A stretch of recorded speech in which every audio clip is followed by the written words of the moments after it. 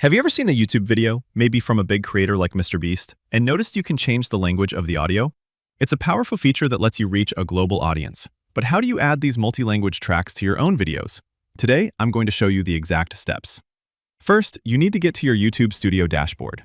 Just click your profile picture in the top right corner and select YouTube Studio. Once you're in the studio, find the video you want to add dubbing to and click on its title to open the video details. Now look at the menu on the left side of the screen and click on Subtitles. This is where the magic happens.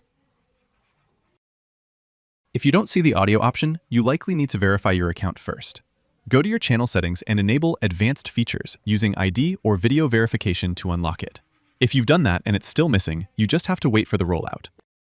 You'll see a button that says Add Language. Click that and a long list will pop up. Go ahead and select the language for the audio track you want to add, for example, French. Once you've added the language, you'll see a new row appear. Look for the column labeled Audio. Hover over it and you'll see a blue Add button appear. Click that. Now a pop-up will ask you to upload your audio file. This is crucial. Make sure your dubbed audio track is the exact same length as your video file. You won't be able to edit or trim it here.